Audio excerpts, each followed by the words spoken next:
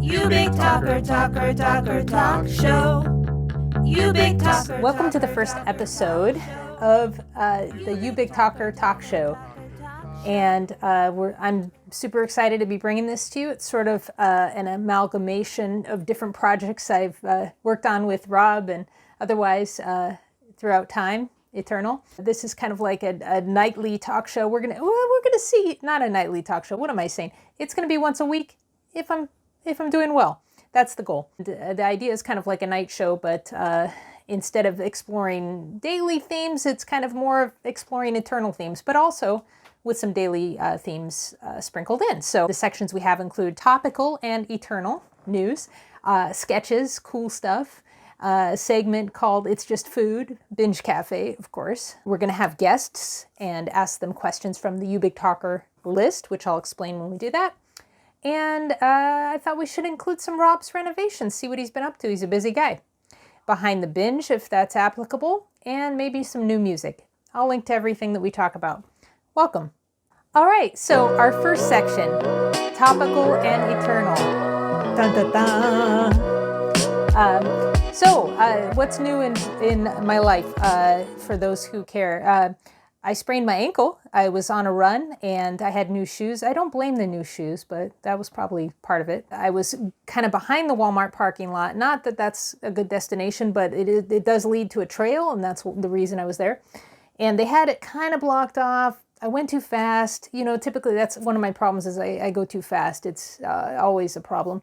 And I had even the night before I had participated in a yoga class online, Yoga with Adrienne, and it was called Slow Your Roll. Didn't help me. But anyway, fell down into the gravel, twisted my ankle, decided it wasn't really that painful, so kept going, and then it really hurt, and so I walked home, and now it's been a couple days, and at least after day 2, I no longer needed these, but believe me, we are keeping these around the Binge and Beloved household because I seem to be accident prone. But anyway, still able to do exercises using my fitness app, so that's good. Beloved Cafe has been operating. He said it's a brick and mortar operation now that Binge Cafe hadn't been able to cook for a while.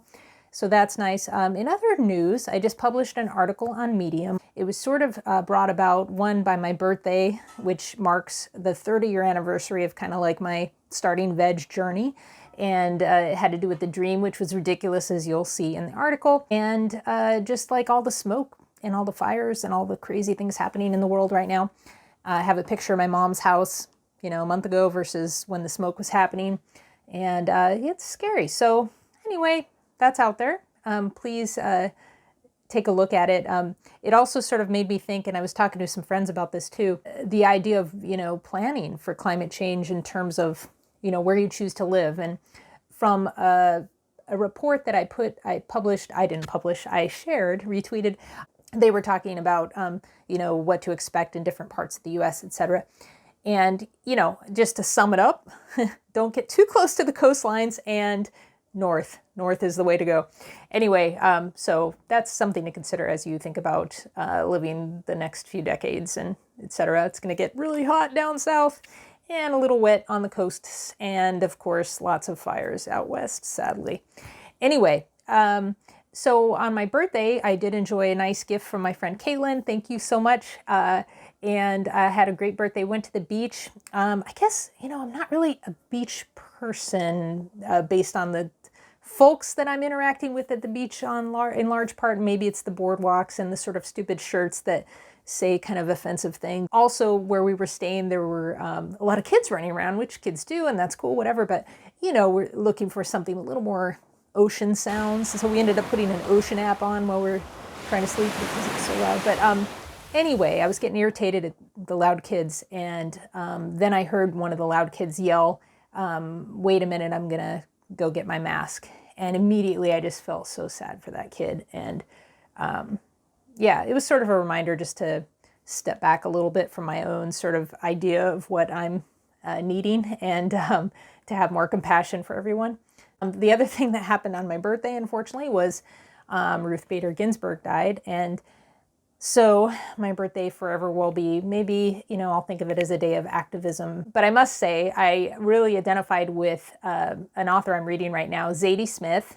I'm reading On Beauty by her. And she was on the Bookworm podcast years ago, 2006. And she responded to something Michael Silverblatt, the host of Bookworm, said. And he was basically talking about her book and saying how people want to assume that conservative characters are bad and liberal characters are good. And in fact, everybody's fallible, right? And what she said is, she's like, I'm not a political animal, but that doesn't mean I'm not interested in the ideas about how we live.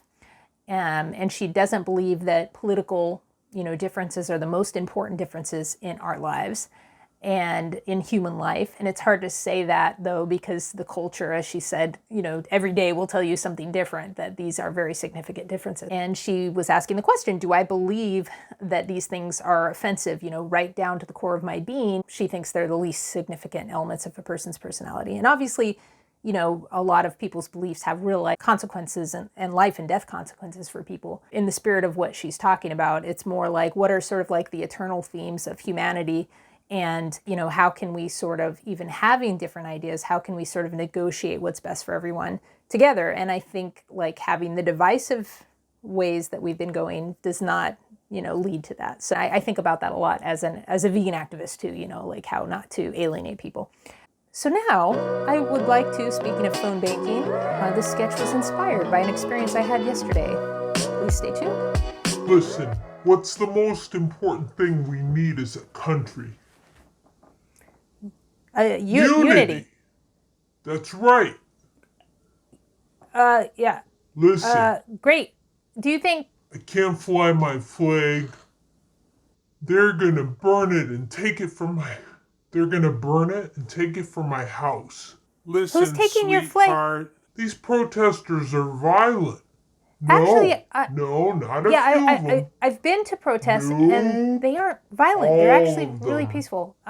There's only been a few incidents. South Philly was made by Italians, in Portland, Mexicans, it was the police. They were Irish, black people.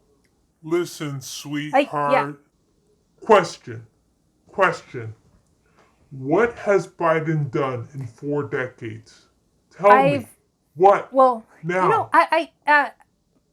Richard, I've lived in many places, but let me tell you, I love South Philly. Sweetheart. Wait. Unity. So do you think Trump's done a good job with unity? Because he's only been in the office for 4 years. Biden has had 4 decades. Have you hung up on me? Still here. Sir, Have you hung up on me? Yeah, I have to go. You've hung up on me, haven't you? Another successful call.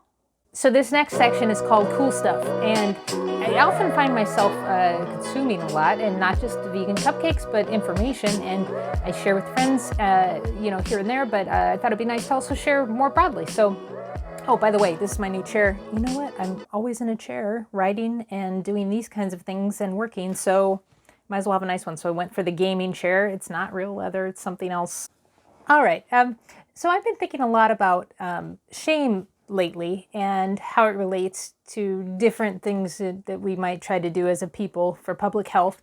And there was a podcast I came across while I was at the beach, actually. It was from Ezra Klein. It was really good. It was called How to Think About Corona Risk in Your Life, or is that a word? Coronavirus risk in your life. And he had on an epidemiologist from Harvard, and, she just kind of went through different projections and, basically how shaming people who aren't wearing masks doesn't work in terms of getting the desired result of them wearing the masks. And just looking at, instead of like behaviors sort of on one end or the other, looking at the spectrum of ways that people can behave. And I think, it's interesting to me always because I think about similarly with activism and encouraging people to not eat animals, things like that. Shame just doesn't work. And or trying to kind of like, how do we help guide people along the path of social justice, racial justice. I just said justice, but anyway, you know what I mean. And, and encouraging people to learn and grow and realize that they, including me, are fallible and need to learn. how to be a better person, and as the book that's waiting for me in my Kindle, How to Be an Anti-Racist. So I'll be talking about that once I read it. The other thing related to that was I came across an article in this publication called The Conversation and gender reveal parties, which, believe me, are completely ridiculous on so many levels, but why they're not to blame, or we shouldn't be blaming them on the fires. And it's sort of a similar theme that, the author says that the idea that fires were started by stupidity is one we actually find appealing, almost comforting. But this narrative hides an uncomfortable truth. And that truth, of course, is the forests are like a tinderbox. It's, climate change. It's a little more difficult than just sort of pinning this problem on an idiot, which is, believe me, I want to do that too. So it's a tinderbox, so swipe left and reject the idea of something larger at play. Anyway, far more comforting to imagine that they are the fault of a single stupid person rather than a sign of things worse to come. Our next segment is called It's Just Food. And I took that quote from my 2007 documentary where my friend Lynn in Seattle, she's talking about, vegan food and how people always feel like it's weird or it's chemicals or something different. But anyway, we're all made of chemicals, whatever. But her point was, it's just food. It's not like, a banana. It's a banana, right? It's not vegan banana, but it is vegan, right? Anyway, unless you don't raise it humanely. In this section, I like to examine kind of what the industry is up to, meaning both the animal agriculture industry and, sort of like the more progressive plant-based explorations out there.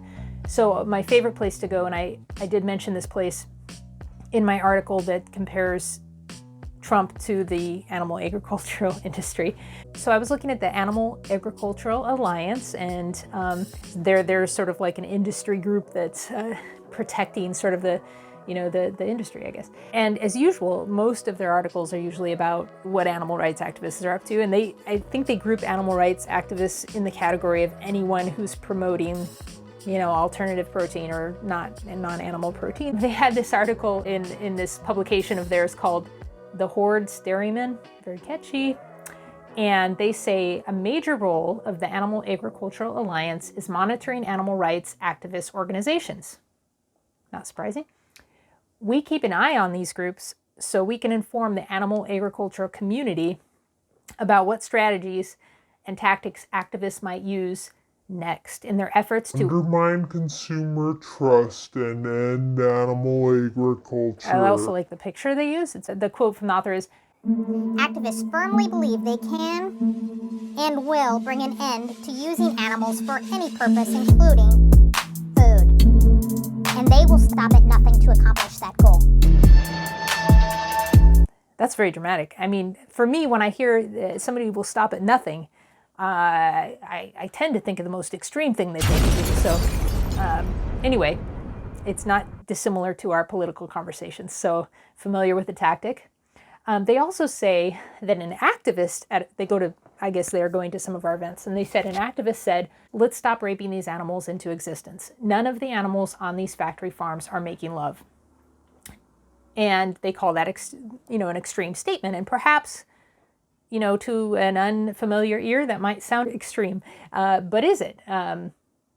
Female cows that are, dairy cows that are artificially inseminated, or AKA rape, constantly kept pregnant so they could produce milk, and then the veal. Of course, there's the breeding sows, the female pigs that are constantly kept pregnant and in gestation crates where they could barely turn around. And that's for like 4 years. The laying hens that lay almost 300 eggs each per person in the US. I don't think the statement is that extreme, like these animals aren't choosing to keep getting pregnant. That's the Animal Agricultural Alliance. That's all I have for them today. The Humane League is they have campaigns that are working with larger companies like Tyson to get them to adopt more humane standards. A link there. Tonight's musical guest is none other than a band that we were able to secure at last minute. They're very much in demand. But since, COVID time, so we're going to play a little retrospective. This spot is sponsored by Beloved Binge.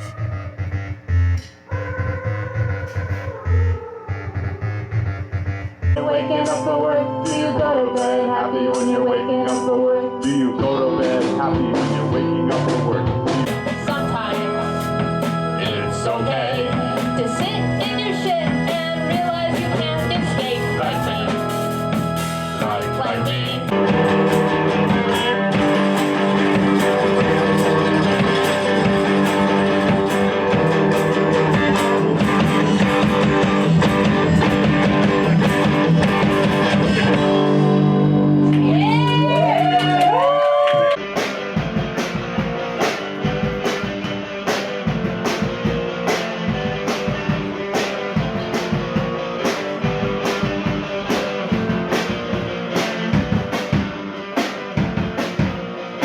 I'm gonna pack my things and move to Canada. I wonder who said that.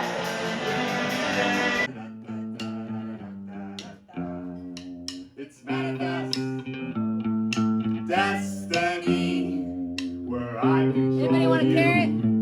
and all the bodies manifest destiny where I control you and all the bodies.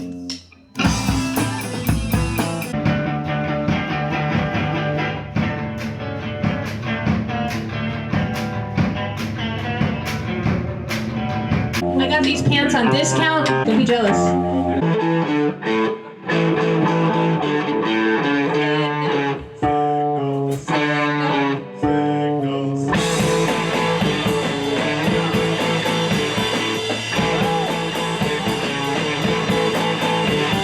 Came across this author, Frank Mitloehner. He's a professor of animal science, and he wrote basically in the conversation, it's upon the publication I mentioned, that cows aren't killing the climate.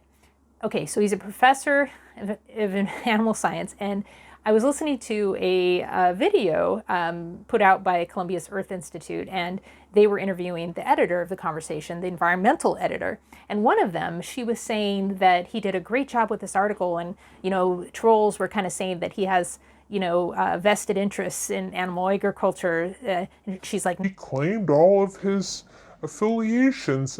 he's basically a professor of animal science. You know, he's not just impartially studying animals. According to the American Society of Animal Science, the definition is animal science is concerned with the science and business of producing domestic livestock species, including but not limited to beef cattle, dairy cattle, horses, poultry, sheep, and swine. It's in his interest to promote. And in fact, she even was proud of the point that he went to lobby to get the Green New Deal not to include anything about cows and that being bad for the environment. So that's, it's wrong direction, lady and sir.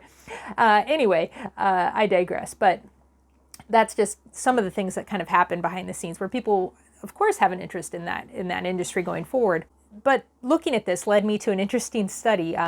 Some of you might have heard of the Twitter feed for steak, and that's, you know, not very vegan, but it's like an actual steak product. And they put out good information, scientific information about COVID, about different things, you know, anti-conspiracy theory, things like that. They became very popular. And actually, what interested me in that was that recently a study of them was published in Sage Journals, the Sage Pub, to look at the case of steakums and how they became popular. And it was using expectancy violations theory, which I had never heard of, and it sounded really fancy, but then now it makes sense. But it's basically this theory of communication that analyzes how individuals respond to unanticipated violations of social norms and expectations. And so you can see why people would want to share, like, oh, this steakums person is, you know, smarter than our president. So it lends itself to sharing. But it made me think about how can you, as sort of a social justice advocate, or, you know, somebody advocating for animals, or whatever it might be that your cause is, like a good cause, probably a better cause than steak,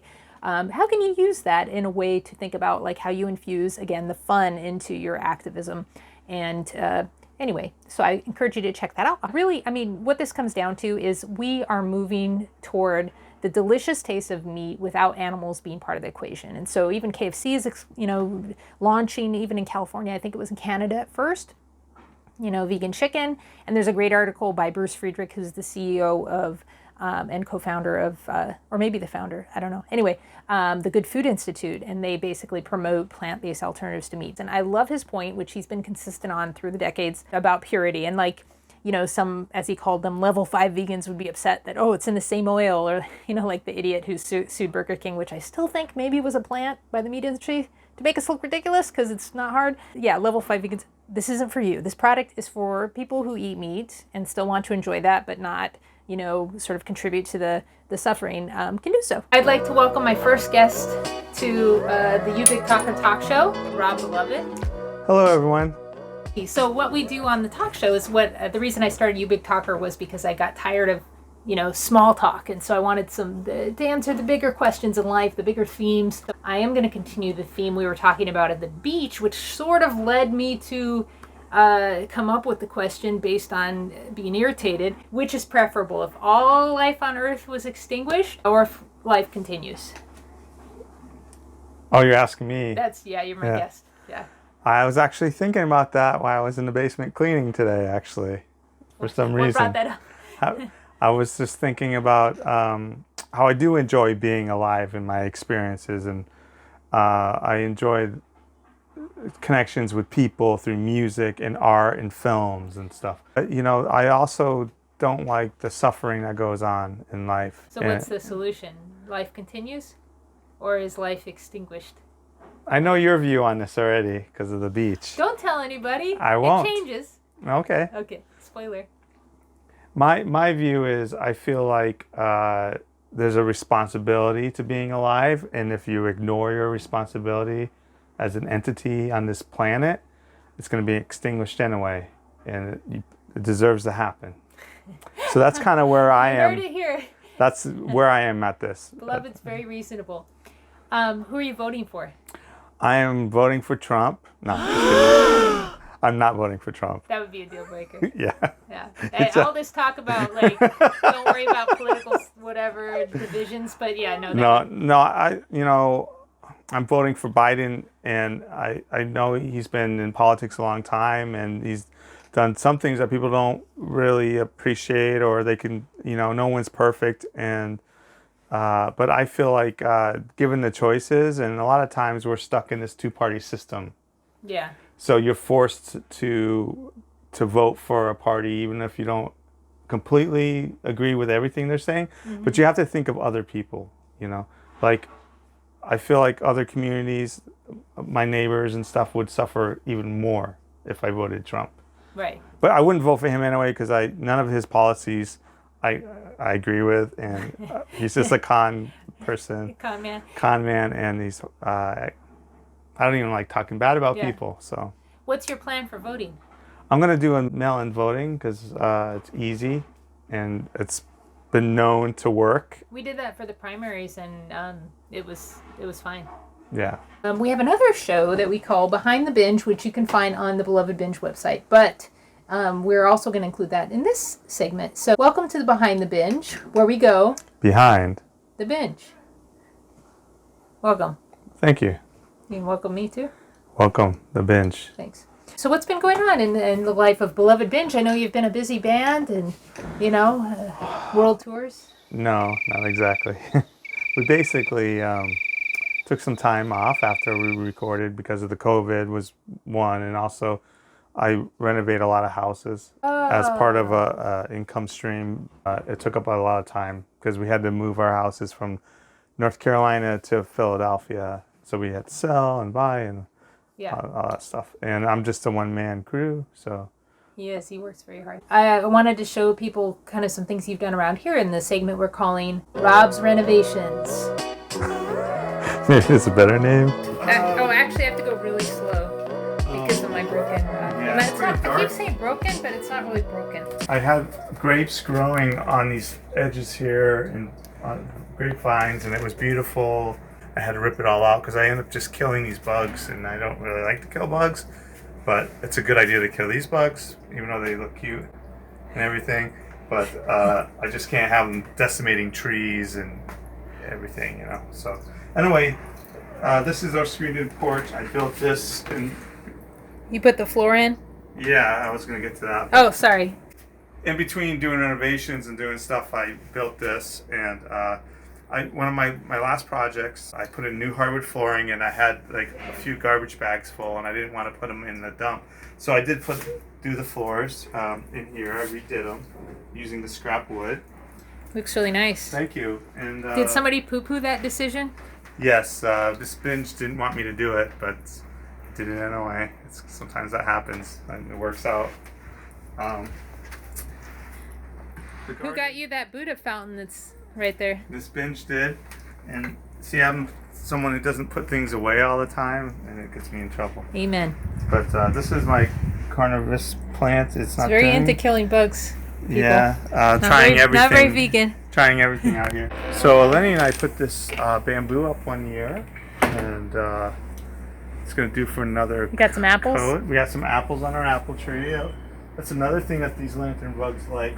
Yeah, and squirrels been coming in here destroying stuff. Oh, look it over there. Yeah, like I said, they keep coming in, knocking things over. Oh my gosh, that's my cactus. It's really annoying. Why I was This gone. is the burning bush. Got that recently. Mm-hmm. And the pawpaw tree. Yeah. There it is. Anything else? Oh, Yes. bonsai. Oh, there's the bonsai. And the flooring came in. It came in on a pallet. So instead of throwing the pallet away, I made these planter boxes. There's one here, one there, and my next project, I'm going to be working on a table for Miss Binge outside. There's the base, and she wants it round, so I'm going to make it round. Difficult personality. Yeah, I would just go with the square, honestly, but whatever works. And thank you for viewing our backyard. Did you have beer today? I did have beer. It's Beer Fridays with my friends. That's how we're dealing with the COVID now. On Zoom. On Zoom. This has been You Big Talker Talk Show, our first episode. Thanks so much for tuning in all the way to the end. If you have ideas for future episodes, please let me know or send me links. And I look forward to meeting you next week should I not be lazy or find that I'm reading instead of working on this. All right, take care. And don't forget to subscribe. You can join our 8 followers, which may all be me in various accounts. You Big Talker, Talker, Talker, Talk Show.